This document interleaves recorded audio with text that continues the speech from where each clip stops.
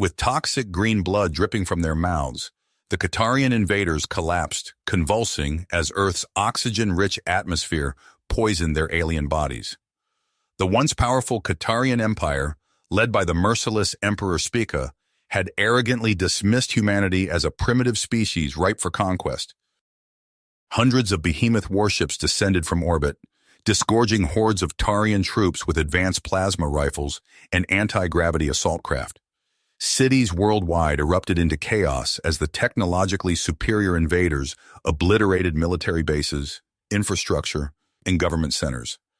Human armies bravely fought back but were rapidly overwhelmed as the aliens waged a blistering planetary onslaught. But the Tarians' rush to conquer Earth proved their undoing. Unprepared for the atmospheric differences, legion after legion of troops succumbed to the toxic air, incapacitated battalions collapsing across the globe. At the besieged Pentagon, General Vincent Powell, a recently promoted Space Force commander, recognized their sudden advantage. He urgently coordinated with allies worldwide to rally and counterattack, striking back against the crippled Qatarians. Yet the aliens still held vast technological superiority and orbiting fleets. General Powell knew Earth must act decisively before the Qatarians could adapt. He swiftly drew up plans for a desperate do-or-die assault to eliminate the orbiting armada, humanity's last hope for survival. On the flagship above, a seething Emperor Spica raged at the defeats, vowing to raise Earth to ashes. The stage was now set for an epic struggle between two civilizations, one fighting for conquest, the other for its very existence. As the Qatarian troops fell in droves to Earth's deadly air, General Powell seized the moment. He gathered his top officers in the Pentagon's fortified command center. "We have to strike now, while they're reeling," he declared, jabbing a finger at the holographic display of Tarian ships orbiting Earth. Captain Jake Cobra Steele, the Space Force's most decorated pilot, stepped forward. "I'll lead the assault, sir. We've retrofitted a fleet of shuttles and fighters with reverse-engineered Qatarian tech. Shield emitters, ion thrusters, plasma cannons, jury-rigged but functional." Powell nodded grimly. "Godspeed, Captain. We're counting on you." He turned to the others. "Launch the attack from all hidden bases simultaneously. We need to catch them off guard." Cobra and his squadron blasted off from underground hangars, shielded from the aliens' sensors. They shot into orbit like silver arrows, targeting the Qatarian armada. "All wings, engage!" Cobra barked into his comm. The makeshift human fleet swarmed the alien battleships, zipping nimbly between the behemoths. The Qatarian ships' defenses, designed for combat against advanced civilizations, floundered against the primitive craft buzzing around them. "Their targeting systems can't lock us," whooped Cobra's wingman, Lieutenant Ava Blaze Garcia. "Keep moving. Stay unpredictable." Blasts of plasma fire crisscrossed space as the mismatched battle raged. Several human fighters burst into flames, but many more Qatarian ships buckled under the onslaught, hulls breached and spilling crews into the void. "I see an opening on the flagship," Cobra called out. "Blaze, Ripper, on me! We're going in!" The trio peeled off, weaving through a storm of energy bolts. They skidded to a halt inside the flagship's hangar bay. Cobra's team leapt out, wearing oxygen masks and gripping salvaged Qatarian rifles. "Remember, their Atmo is poison to them now. Use it!" He led the charge deeper into the ship. Savage close-quarters combat erupted as the boarders clashed with Qatarian crew. Humans fired air-fueled Qatarian weapons, blasting enemies while holding their breath. Qatarians choked and crumpled under the withering hail of fire. On the bridge, a livid Emperor Spica glared at the carnage on his view screens. "Unacceptable," he snarled. He turned to his hulking honor guard. "Commander Tigrox, unleash the Alphas. Purge this vermin from my ship." Genetically engineered Tarian super soldiers, able to withstand Earth's atmosphere, stormed out to meet the boarders. Tigrox bellowed and charged at their head, a mountain of rippling alien muscle. Cobra gaped at the incoming monsters. "Fall back! Fall!" Tigrox slammed into him like a freight train. They tumbled across the deck, Cobra's weapon clattering away. The Alphas smashed into the human raiders, bones snapping under monstrous fists. Tigrox wrapped a massive claw around Cobra's throat, sneering as he squeezed. Cobra groped desperately at his belt and found his vibroblade. He rammed it into Tigrox's eye. The alien reared back howling, shocked that a human could draw his blood. Cobra rolled to his feet, gasping. "This isn't over," he croaked into his comm. "Mission failed. Pull back." The battered survivors of the boarding party fled for the hangar. Seething with rage, Emperor Spica watched the humans limp away. The strike had crippled his fleet more than expected.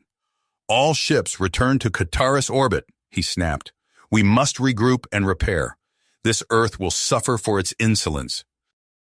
On clandestine Tarian channels, rebel officers like Captain Zephyr Krell whispered in hushed tones. "Another retreat? Spica's obsession with the Terra system is costing us too much. Perhaps it's time for a change in leadership." Back on Earth, in her hidden lab, Dr. Evelyn Chen hunched over whirring machinery, eyes glinting with dedication. "What have you got, Doctor?" General Powell asked, fresh bandages covering his wounds. "A chance," she replied, holding up a glowing vial. "Concentrated oxygen. Based on the Katarian biology we've studied, this should accelerate their cellular breakdown, if delivered in the right dose. But I need more time to perfect it." Powell sighed. "Time we may not have. Do what you can, Doctor. We'll buy you every second we can get." He limped away to coordinate Earth's defenses, knowing the brief respite would not last. In a chilling address broadcast across the stars, Emperor Spica raged at the cracked screen. "The disease of Terra spreads like a pox, infecting the galaxy with its defiance. It must be purged." His eyes blazed with fanatical wrath. "I summon all the might of the Katarian Empire, war fleets, vassal armies, legions of cyber thralls. We will scourge this human filth from the cosmos." Spica's words echoed ominously across the war-torn Earth. General Powell watched the screen, face etched with grim persistence. Humanity had won a battle, but the war for their very existence loomed before them. He knew the trials ahead would push every man, woman, and child to their limits. But in that moment, he swore to himself, to Earth itself, they would never stop fighting. General Powell's eyes narrowed as he studied the holographic display of Earth's defenses. The brief respite had allowed them to regroup, but he knew the Katarians would return with a vengeance. He turned to the assembled leadership in the Pentagon's war room.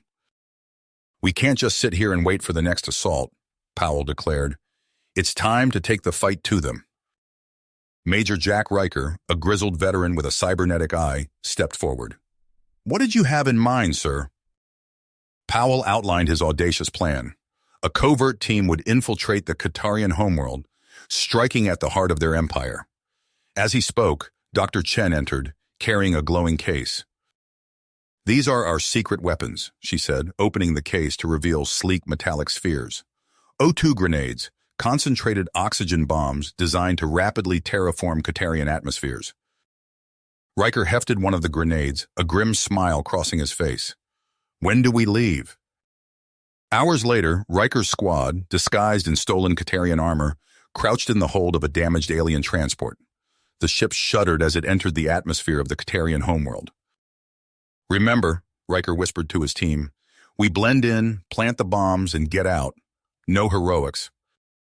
They emerged onto a world of emerald jungles and towering alien spires. Katarians bustled through streets lined with bioluminescent flora, oblivious to the infiltrators in their midst. Sergeant Ana Ortiz, the team's tech specialist, consulted her holomap. "First target's 2 clicks north, some kind of atmospheric processing plant." They moved through the alien city, planting O2 charges at key locations. Within hours, the effects began to show. Katarian civilians clutched their throats, collapsing in the streets as oxygen levels rose. Exotic plants withered and died, their nitrogen-based biology unable to cope with the changing atmosphere. In the gleaming central spire of the capital, Emperor Spica raged at his war council. "How dare these vermin strike at our very homeworld?" General Zek, a scarred veteran, urged caution. "My lord, we must focus on adapting our technology to resist Earth's atmosphere, A measured approach. Enough! Admiral Krios, his tentacles writhing with fury, interrupted. We must crush these humans now, before their terrapox spreads further. Bomb their world to ashes. As chaos engulfed the Qatarian leadership, Riker's team infiltrated the Central Military Command. They moved swiftly through corridors of pulsing biotech, planting O2 charges in the ventilation systems. Alarms blared as the oxygen contamination spread. Qatarian soldiers stumbled and fell, their alien biology rebelling against the changing air. Back on Earth, the next wave of Qatarian invaders descended from orbit. Powell watched grimly as the new Qatarian troops, encased in sealed exoarmor, proved far more resilient to Earth's atmosphere. Cities worldwide erupted into brutal ground combat. The advanced Qatarian weapons tore through human defenses, inflicting heavy casualties. In orbit, Captain Steele's ragtag fleet of salvaged alien ships clashed with Admiral Krios' armada in a desperate bid to prevent orbital bombardment. On the bridge of his flagship, Krios snarled orders to his gunners. Target their population centers. We'll scorch this infestation from existence. But aboard a nearby Qatarian cruiser, Captain Zephyra Krell hesitated. She glanced at her human prisoner, Dr. Liana Morales, who had been teaching her about Earth's culture and history. Is this truly just, Krell murmured, to exterminate an entire species? As the Qatarian homeworld descended into chaos and their invasion force stalled once again, Emperor Spica's sanity finally snapped. His eyes blazed with madness as he stormed onto the war room's command platform. Deploy the Darkfire cannon, he shrieked. Reduce Earth to ashes. Let the galaxy tremble before our might. The massive weapon began to power up, its energy readings off the charts. As alarms blared and oxygen alarms flashed red, the fate of two worlds hung in the balance. The war room fell silent as Emperor Spica's crazed voice echoed through the speakers. General Powell's face hardened as he processed the alien tyrant's words. Deploy the Darkfire cannon, reduce Earth to ashes. Alarms blared across Earth's defense systems. On the main view screen, a colossal energy signature bloomed to life on the Qatarian homeworld. What in God's name is that? Major Riker breathed, his cybernetic eye whirring as it zoomed in on the readout. Dr. Chen's fingers flew across her console. It's powered by an artificial black hole. The energy output is beyond anything we've ever seen. Powell's teeth gritted. Get me Captain Steele. Now! In orbit, Steele's battered fleet detected the incoming threat. His voice crackled over the comms, tight with tension. General, we're picking up a massive energy beam headed straight for Earth. Our shields won't even slow it down. Intercept it, Captain. By any means necessary. Steele's ragtag armada moved to position themselves between Earth and the oncoming doom. Alongside them, Captain Krell's defecting Tarian cruiser fell into formation. For what it's worth, Krell's alien voice rasped, I'm sorry it came to this. The sky ignited as the Darkfire beam lanced across space, shattering Earth's orbital defenses like glass. Steele's ships darted and weaved, desperately trying to disrupt its path. With a scream of twisting metal, Admiral Krios' dreadnought plowed into the beam in a suicidal ramming attack. For a heartbeat, the Darkfire's trajectory wavered, but the titanic energies tore through the ship, continuing their inexorable path towards Earth. In the Pentagon's war room, Powell barked orders. Dr. Chen, we need options. Now! Chen's eyes blazed with perseverance. The terraformers. If we can disperse them in the beam's path, the oxygen reaction might destabilize it. Do it. Silos across the planet's surface rumbled open. A swarm of missiles streaked skyward, laden with Chen's mutagenic payload. They detonated in the Darkfire's path, releasing a rapidly expanding cloud of bioengineered spores. The beam slammed into the oxygen-rich field. Energy cascaded outward in a blinding flash as the terraformers catalyzed, triggering a runaway chain reaction. The Darkfire's coherence fractured, its world-ending power dissipating in a spectacular light show that lit up Earth's atmosphere. On the bridge of his flagship, Admiral Krios howled in fury. No, target the cannon again. We'll burn their world to cinders. But before he could give the order, the doors blew inward. Captain Krell stormed onto the bridge, flanked by human marines and Tarian rebels. This ends now, Krios, she snarled. As they clashed in bitter hand-to-hand combat, the ship rocked with explosions. Krios, blinded by rage, had triggered the Darkfire reactor's overload sequence. Abandon ship, Krell shouted. Everyone out! Escape pods jettisoned from the dying flagship as Captain Steele's vessels swooped in for daring rescue operations. Human and Katarian alike were pulled to safety as the reactor went critical. The detonation tore through what remained of the Katarian armada. Its shockwave rippled outward, accelerating the spread of oxygen-rich particles throughout the nearby system, including the atmosphere of the Tarian homeworld. In his underground bunker, Emperor Spica's eyes bulged as he watched his empire crumble. Alarms blared, warning of rapidly increasing oxygen levels. No! No! He shrieked. Purge the atmosphere! Release everything we have! But it was too late. The terraforming process had begun, unstoppable and merciless. As Spica ranted and raved, General Zek gathered the remnants of the Katarian High Command. We must sue for peace, he said grimly, or our entire species is doomed. Or our entire species is doomed, General Zek finished, his voice hollow. The Katarian High Command stood silent, the gravity of their situation sinking in. Through view screens, they watched as their once verdant world withered before their eyes. Exotic flora crumbled to dust, and the air itself seemed to shimmer with an alien hostility. On Earth, General Powell received the transmission. General Zek requests an audience to discuss surrender terms. Powell's eyes hardened. Prepare my shuttle. It's time to end this. Hours later, aboard Captain Steele's flagship, the two sides faced each other across a sterile conference table. The Katarian delegation wore cumbersome breather masks, their eyes wide with poorly concealed fear. You understand our demands? Powell asked, his voice firm but not unkind.